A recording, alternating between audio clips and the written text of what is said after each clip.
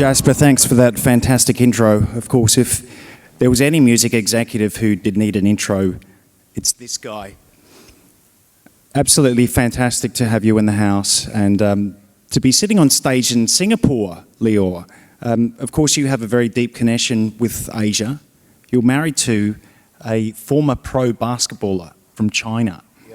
Yes, I am. And does she absolutely destroy you in a game of one-on-one? She's from Manchuria, Dongbei, and she's got an incredible shot, so I stay off the basketball court. I leave that to her. But I do want to say thank you, Jasper, and everybody who put this conference on. It's fabulous.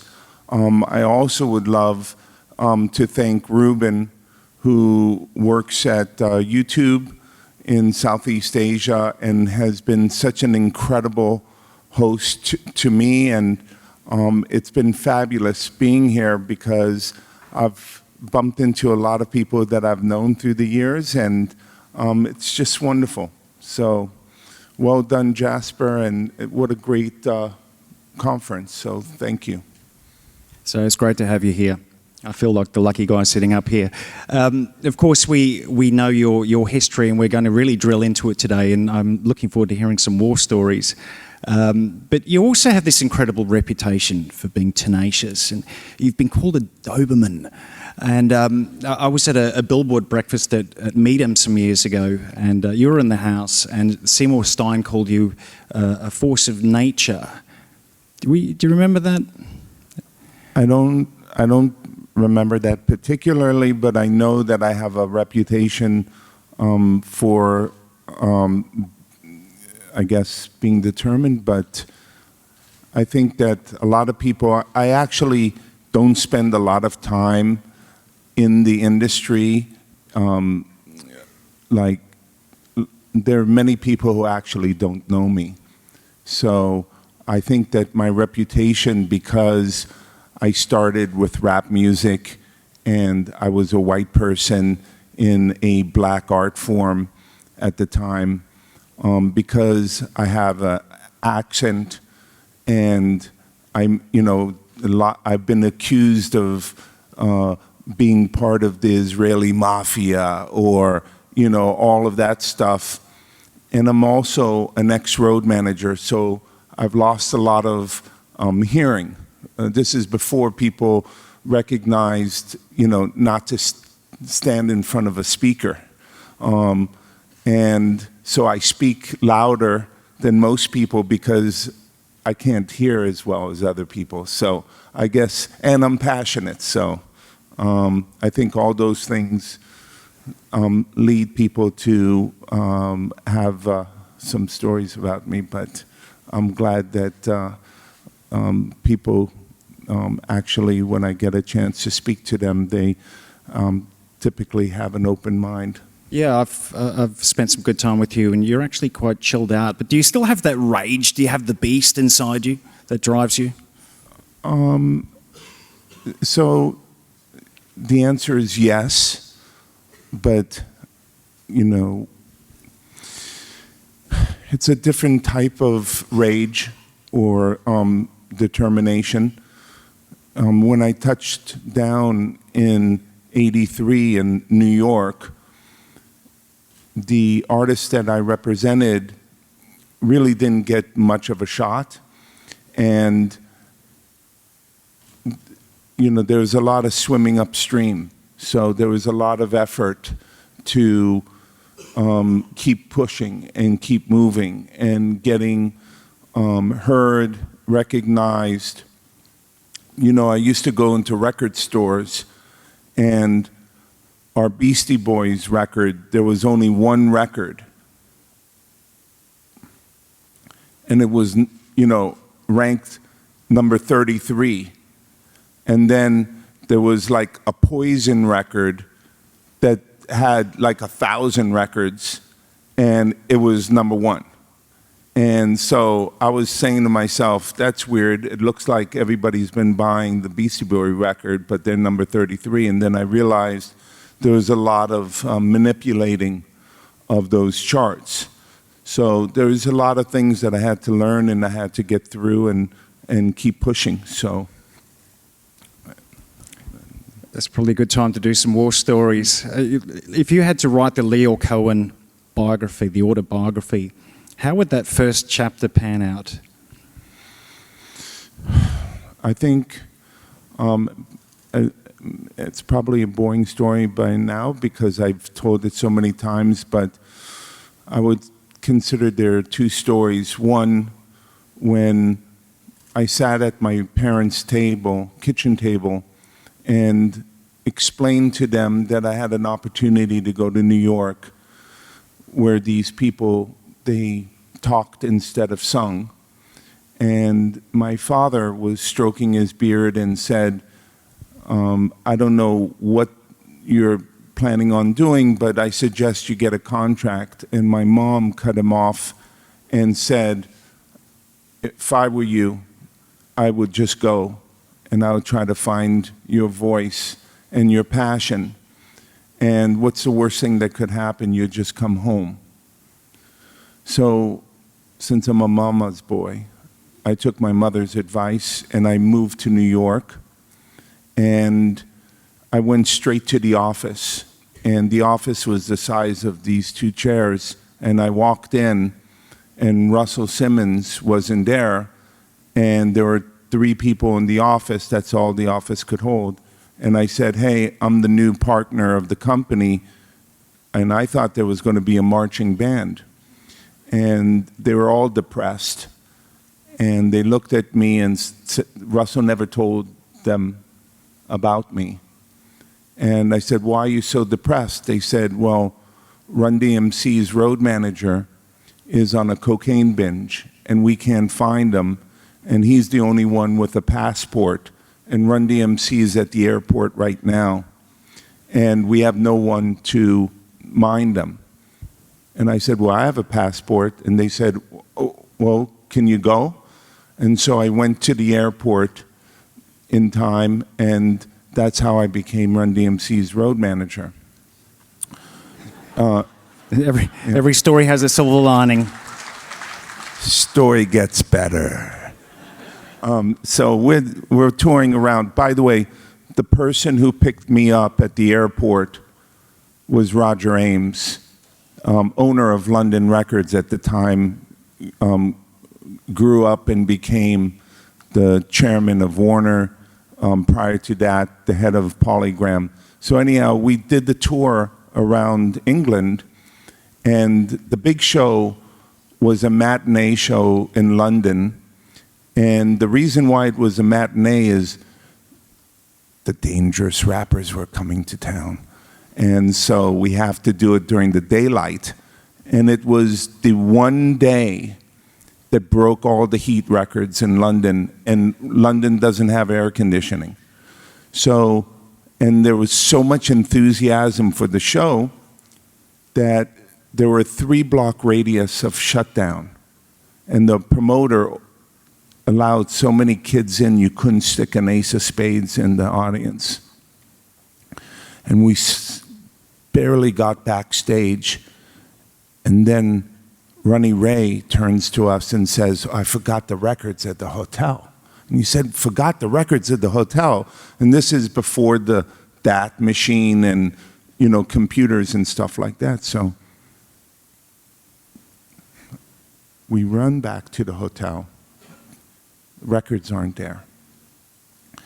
Now I'm thinking to myself, there's all these kids inside this inferno. There's 3 blocks radius of kids, and we're not going to have a show, and we're stuck in the backstage. Run DMC stuck in the backstage just can't go well.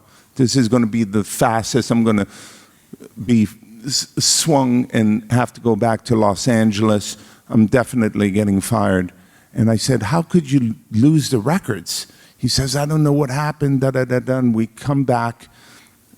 Now it's an hour and a half later. I come to the dressing room and I said, guys, this is really dangerous situation. I don't know what to tell you. He lost the records, and I don't know how we're going to get out of this. There's, you know, people are passing out. Sweat was dripping from the ceiling. And then I had an idea, and I went on stage, and I said, hey, we're so late from performing because we're signing so many autographs, but Run DMC actually wants to cherish those that brought the record. Because you know, British people love collecting records. And so a bunch of people put their hands up. I collected the records. I went backstage and I said, let's get on stage. And so that was the moment that Run DMC said to me, stick around and be our road manager. And so that's how I ended up doing that. The British actually have an expression for people who collect records. They're anoraks. Of course, you played a part in engineering that relationship between Run DMC and Adidas or Adidas, however you want to say it. How did that come about? Well, that came about through truthfulness and a brand that couldn't help but understand that Run DMC was hugely influential and authentically loving the brand Adidas. So it was very simple. People give me way too much credit. I just happened to be at the right place at the right time, and I put two people together that were leaning into each other. And I remember bringing the head of Adidas to Madison Square Garden, and when Run DMC did my Adidas, it was over. The guy wanted to do a deal, and Run DMC loved Adidas, and it was very simple to do. So it wasn't heavy lifting. There was a very interesting story I saw recently where Trent Reznor admitted through his role at Apple Music that he didn't understand Drake. He had to have his team explain Drake to him. Have you ever found yourself in a situation having to ask for your colleagues to explain an artist to you? So who, sorry? Trent Reznor. Oh, Trent Reznor. I think you asked me this question another time, but... It was in a bar, we were drinking. I admire people that are smart enough not to know and think they know all the answers and ask for help. I think we have too many people that think that they know it all, and part of being really smart is raising your hand and saying, I don't know. So I do it all the time. I'm in my 50s, and I don't hang out like I used to. So I'm constantly, fortunately, I have really active children that are fully immersed in pop culture and loving music. So, and I have just a vibrant group of friends that are from all walks of life. So I'm constantly trying to ask people to explain to me. Remember, when we started the company, we had no money, we had no clout, we had no success, but for Rick, we all got high. So any one of those is enough not to be able to build a business. And the center of the music industry was in New York, 45, 50 blocks away from where it was happening. So all they had to do was get in a car and see that the kids were lined around the block and that the demand far outpaced the supply. And so it was the arrogance of the established record industry that thought that rap was just noise that allowed us to incubate and learn about and find our voice, where for 7 years we went unchallenged. So after 7 years, getting high wasn't that important. Suddenly we had money, suddenly we had clout, and we had 7 years of experience. So I think if someone were to tell me, so I'm constantly remembering, how did they let us in the door? And I don't want to ever be that person. So if you were to say there's some, cowboy shit going on in Perth, Australia, that I had to go see, that's going to be the next biggest thing, I'll get on a plane and go see it. Because I don't want to be that person missing it in an arrogant way. So I believe in the possibilities. Will you jot these stories down at some point and gather them and put out the book? I try to sit down, and lots of publishers have come to me wanting to put out a book, but I find it really hard to put it out or to work on it. And many of them are intimate stories. This is a lot of joy, but there's a tremendous amount of pain. We've lost lots of people along the way. Remember, we started in New York in the early 80s. Many of those people didn't survive, whether it was AIDS or drugs, or I don't know what may have happened to them. And so it's not just a golden road. There's a lot of celebration, but there's a lot of pain and intimate stories that I don't know if I'm supposed to be sharing them. It's about how much you tell and how deep you go. That's the trick, isn't it? Now, I could ask you who were the nicest artists you've worked with, but that wouldn't be such an interesting question. I'm more interested in the absolute nightmares you've worked with. Who've been some of the absolute nightmares over the years? If the artist is truthful and in it in a way that they really desire to make a living in music, I have a lot of patience and endurance for terrible behavior. We had a big management company, and after a while having the management company and the record company, and as we got bigger, and it wasn't just intimate, beginnings, there was a lot of frayed relationships, and I would always say, that if an artist did something bad to me, it was Chuck D, not Carlton Ridenhour.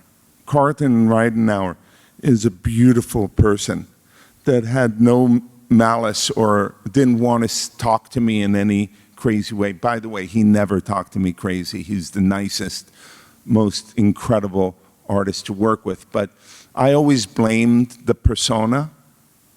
That's how I preserved myself.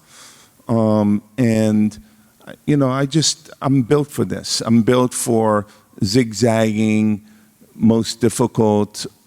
If it was easy, then everybody would be doing it. I fell in love with the struggle and helping artists find their voice and making it. So, well, before helping those artists find their voice, you need to find the artist. So, what is the mantra you go with?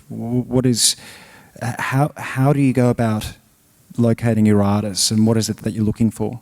I think that for me, I'm an ex-road manager, so the sonic experience is less important. Song-based is less important, even though it's critical.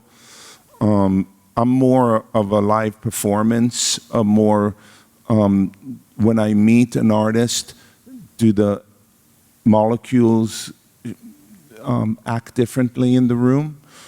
And so I really pay attention to the person, getting to understand the person, and watching their performance and seeing if there's, I'm guarded on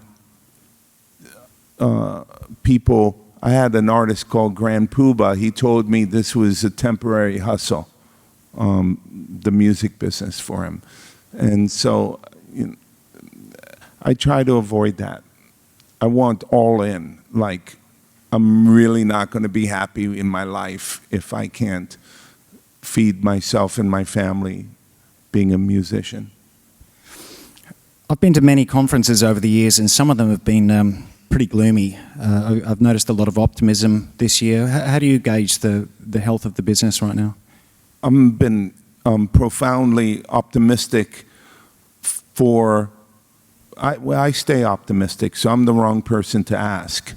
I love change. I believe in, and I've always, it's a bad expression, ate myself. In the front door of 300, the glass door is a Bob Dylan song.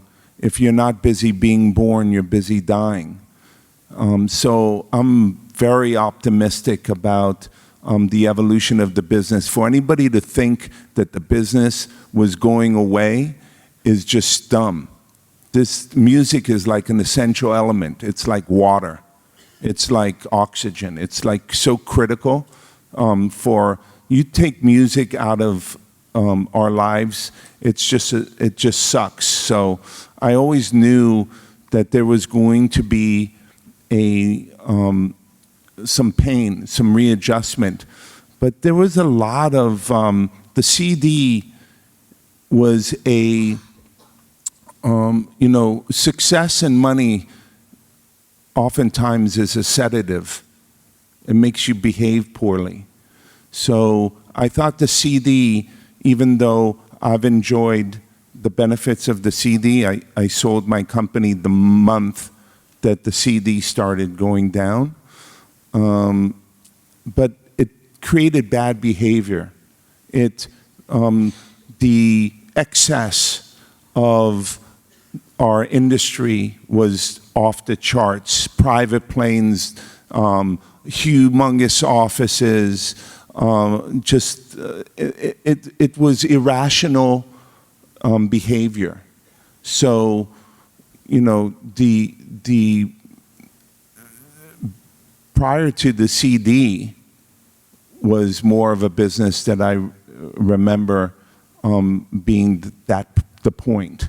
So we've suffered for the last 18 years, and there's a lot of amazing optimism. The cost of goods.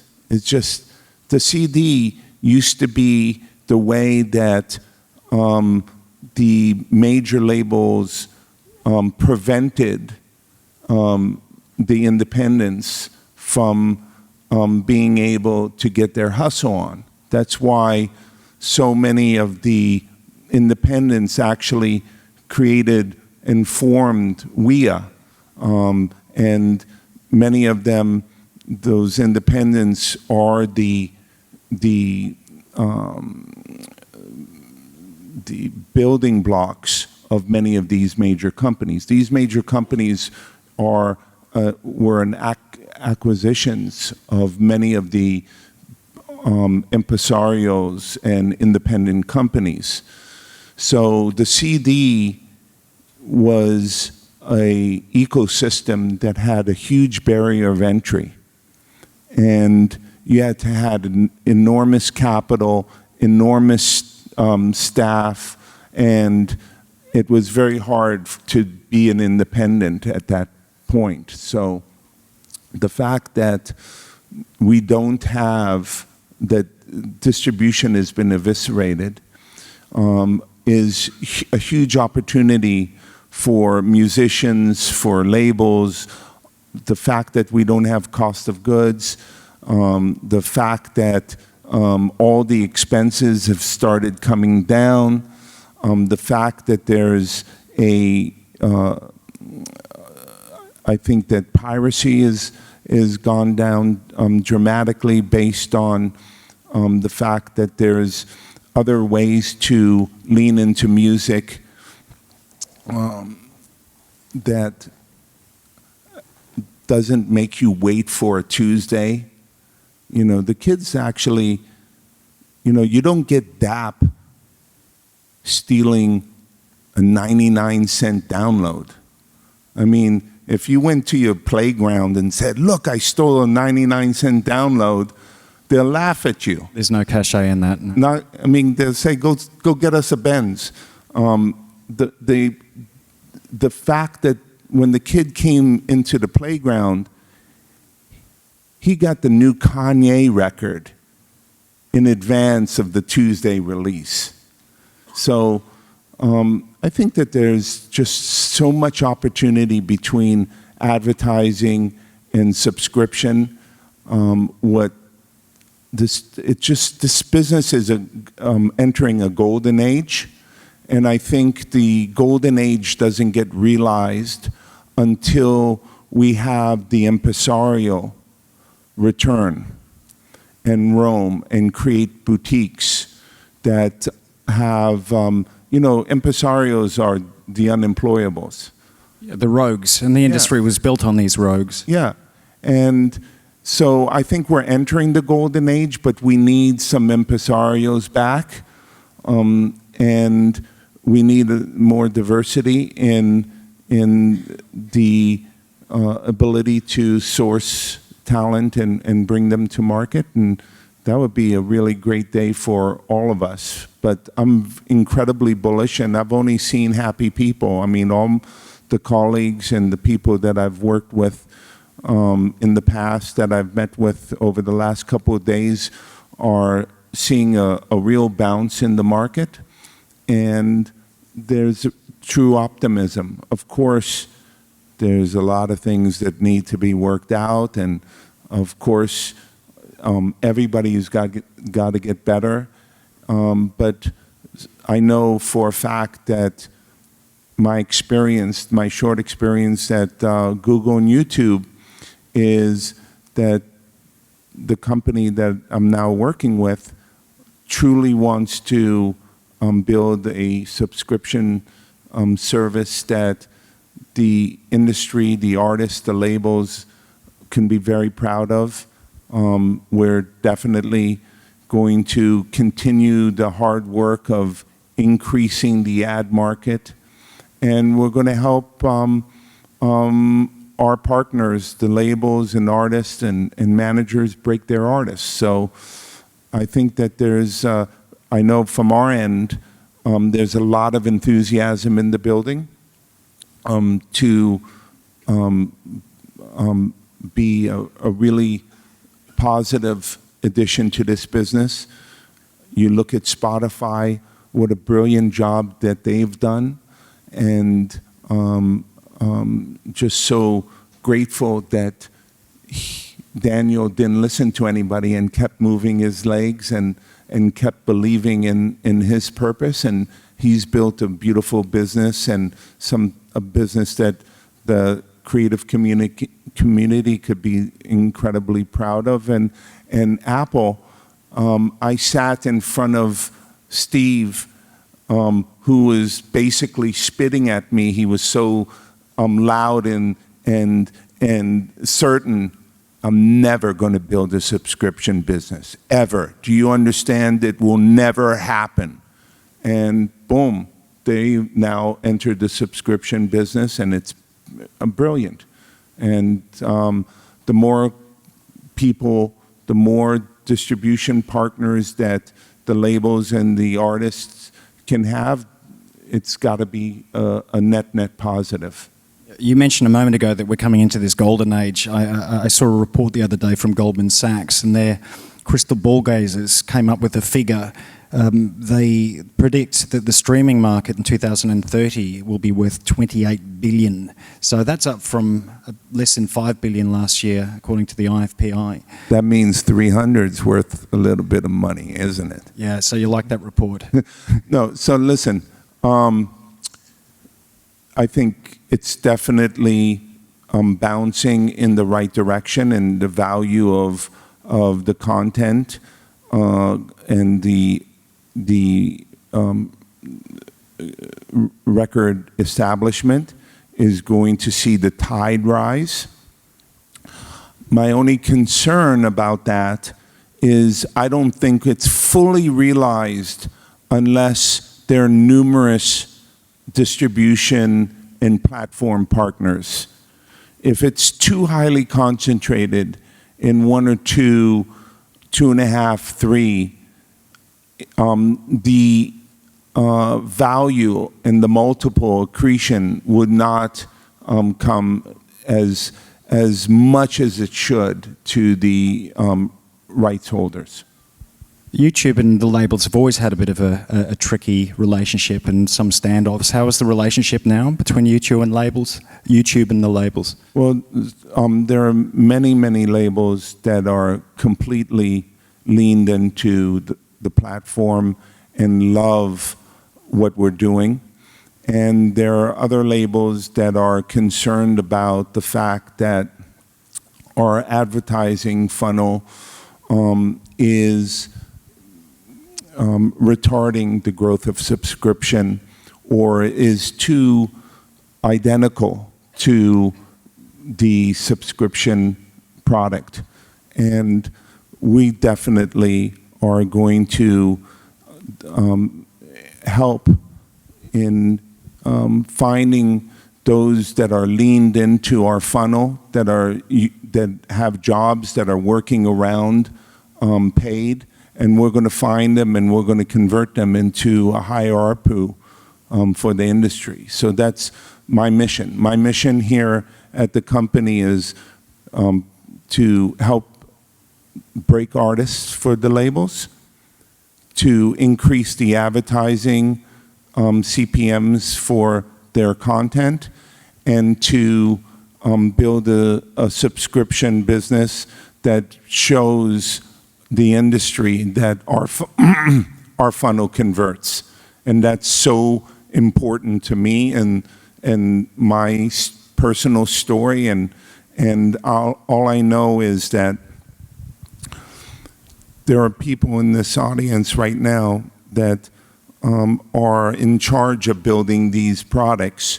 TJ and Adam Smith are here from San Francisco, and I'm 100% convinced, having spent a lot of time with them, that they're building a magnificent product and that this company is going to do a really, really great job. And so we're going to change the narrative and work really hard to prove to the industry, not just talk about it, that we are really important to the whole ecosystem. And of course, we all know Google Play Music and YouTube Red merging, they're coming together. How's that coming along? Well, first of all, it's, building a subscription business is really hard. Building two is multiplying it. So the fact that that effort is being combined should be a real green light for everybody to recognize how serious this company is. So the process is going really, really great. I'm in awe of the people building the product. They're intelligent, they're musical, and I really feel very confident. So I'd rather not talk about it. It will come, and you'll experience it and decide whether you like it or not. Maybe you can share some ideas of new innovations you're working on. I know yesterday we spoke with a young artist, Tom J. Williams, and YouTube has been helping develop original content. Is this something we'll see more of in the future? So part of our journey is also to create original content that's more premium, that we could put behind the paywall, so we could just show creators that we do care about subscription and that we will find other ways other than simply advertising to pay creators. But we're also going to create originals that sit in front of the paywall that are just going to be part of the delighting of our consumer base. And We have an incredible professional team based in Los Angeles, but also I met recently in Japan the regional lead for the originals team, and I really feel that I hope the industry would actually take advantage of leaning into the fact that we want to, so music is such a critical part of YouTube, and we should reflect how important music is by also having music-based originals. And so I know that we have teamed up with Sony in Australia to create a new show that they're very enthusiastic about. We're doing a lot of shows, and what a great platform to showcase music-based original content. YouTube would be fabulous. We were having a chat the other day about content quotas, and you don't like the phrase quotas. Maybe ratios would work. But we have a 25% domestic content quota in Australia for radio, which appears to be broken. This system doesn't work, and it's becoming a hot button topic in Australia right now. And the conversation is also moving on to this idea of streaming playlists having a 25% quota or higher, 50%. And you seem to be quite supportive of this. Well, I love Australia. I think it's we have to have diversity of Anglo repertoire. It can't just simply come from American England. And I think that Australia has a heartbeat, and the core of their society is musical. And some of our greatest bands have come from, and artists have come from Australia. And I want to do anything I can to support local repertoire being successful. I think that's really important for YouTube to continue its growth and its success, is to support local emerging talent. That's really important. Yeah, Tina Arena gave a keynote speech last week at Big Sound where she implored commercial radio and streaming services, but there's no policy in place to enforce streaming services to do that. So it's interesting that you'd be behind that. I'd rather be proactive than be forced. Another interesting, slightly random question I'd like to ask is the future of albums. You don't really have much hope for it. So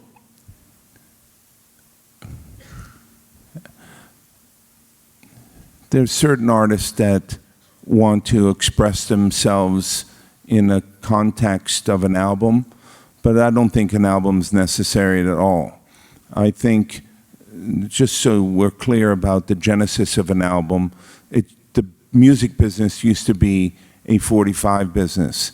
And someone said, wow, if we poured a little more wax, we would be able to sell this record for significantly more than the 45. So it was a commercial opportunity that the product was developed. I think that not having so much weight on a body of work at one particular time is liberating for artists. In fact, my thesis is we may have more Zeppelin records if they didn't have to climb Mount Everest once a year.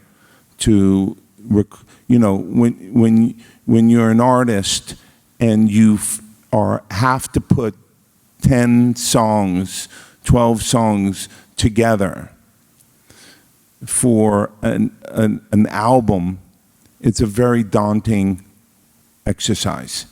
And I think there's a liberation where an artist could go in tonight and decide to put it out the next day. Because remember, the reason why they had to put this album is because they had to sell it for so much money so they could load up on marketing. Traditional marketing at that time was through radio stations, television, and newspapers and magazines, very expensive. So they had to sell it for, they had to put a body of work on one piece of product in order to afford to do that. So I don't think it's inclusionary, it's exclusionary. And I like the idea of having more frequency. It's, I think, liberating for artists. I wanted to mention this earlier. You're flying back to the States tonight. You did, and this is probably something for the book, this could be an entire chapter, but you did have a major health issue quite recently, within the past year. Mm-hmm. What happened? So I had a pulmonary embolism. It's the #1 killer in the world, more than heart attacks and cancer. It's called the Widowmaker. And you get it, it's like a clot. And you frequently get it in long-haul flights. And I was in Sweden. I was giving the keynote for the 10-year anniversary of Spotify. And I flew back from Sweden, and I wasn't feeling right. And I went to the doctor, and she says, "You know, Woody Allen, you're Jewish. You're just a hypochondriac. You're fine. Leave." And so I left. 2 weeks later, I almost died. I had a massive clot that kept building and building and building, and I almost died. And my son, thank God, found me and saved my life. And so you're a lucky man, really. I'm a very lucky. I stay lucky, and I feel lucky. Thank you. Look, Lyor, I've really appreciated having you here today. It's been good fun, and I've prepared enough questions to hammer you with them for hours and hours and hours. But really, we've pretty much run out of time. So I'd like to thank you. Thank you, Lars. I always am scared to death about public speaking, and you made it feel comfortable for me. So I appreciate you. Thank you. Not a problem. Thank you.